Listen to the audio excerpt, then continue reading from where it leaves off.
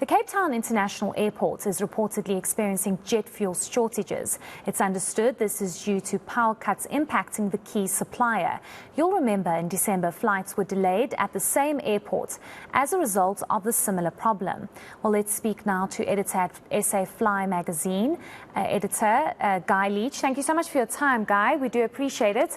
I must say this is rather concerning, especially because it was almost kept under the radar that there is clearly a jet fuel shortage, and this is all impacted and made worse because of the rolling blackouts.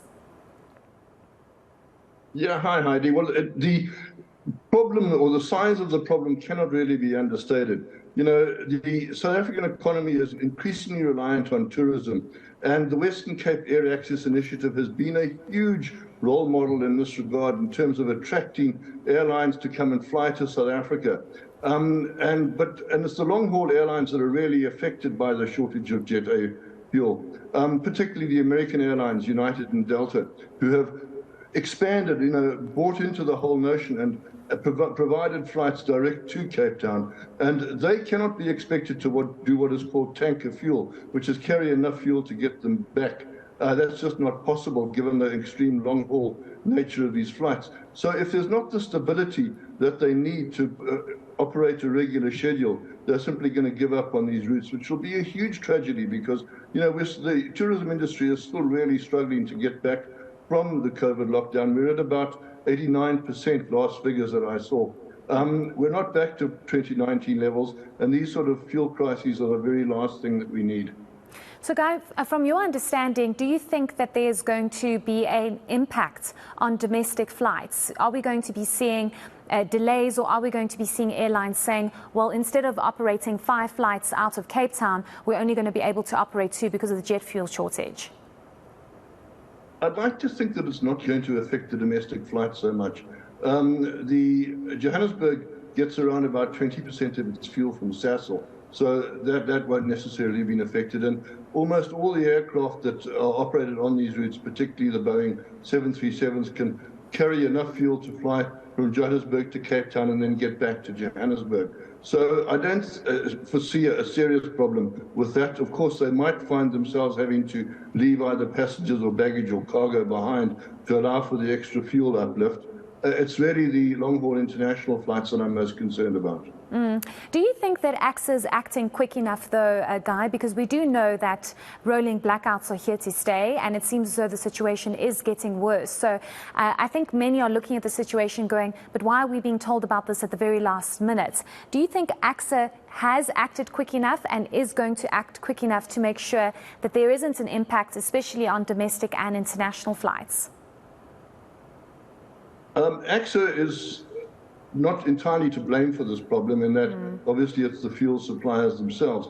But AXA is supposed to have at least 2 weeks worth of fuel storage for exactly these sort of problems, whether it's pipeline breakdowns or shortage of supplies. If you remember in December, there was a problem with a tanker that was delayed by, I think, 10 days because of very bad weather and the entire logistics problems that the world was facing.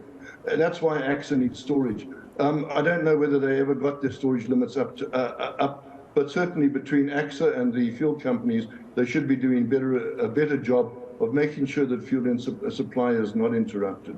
Would it be advisable, for example, for airlines to rather fuel up in Durban or Johannesburg, given the difficulties and the challenges faced at Cape Town International Airport? Well, yes, for the domestic carriers and even the regional carriers, that's a possibility. But the international carriers really don't want to have to do that. It adds enormously to their costs to have to fill up in, let's say, Windhoek or Accra on the way back to the States or on the way back to Europe. And it messes up their flight schedules badly. It creates a big problem with what we call flight and duty time for the pilots, who could easily end up having to be replaced in the intermediate destination on these flights. So the airlines really would look again at flying these routes if they had to regularly do an intermediate, what we call a technical stop, to put fuel in on the way back because they weren't able to uplift enough in Cape Town.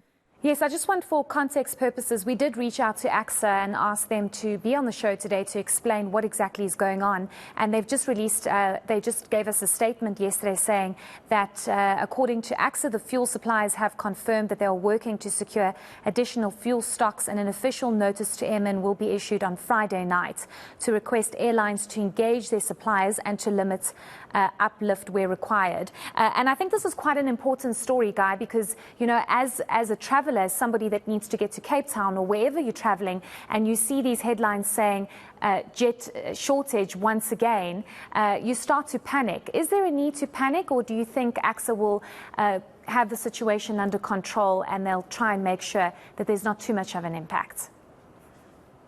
There's a need to panic. The airlines, many people book, especially tourists, book many months in advance. They've got all their plans scheduled around this. If now all of a sudden the airlines can't operate, well, then it completely screws up their plans and they'll look to go somewhere else. Business travel as well. Business is absolutely key in terms of airline travel, in terms of profitability of seats.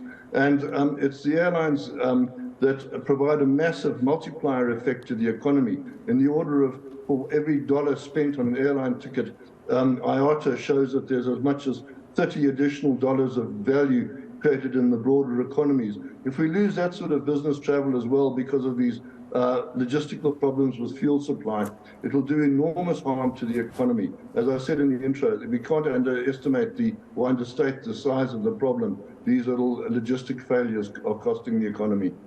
Certainly. Well, hopefully we'll get some kind of response from AXA as to how they're handling the situation. Thank you so much for your insights this afternoon. That's SA Flyer magazine editor Guy Leitch. And as you heard, he says there is possibly a need to panic, but we'll try and get AXA on so they can further explain.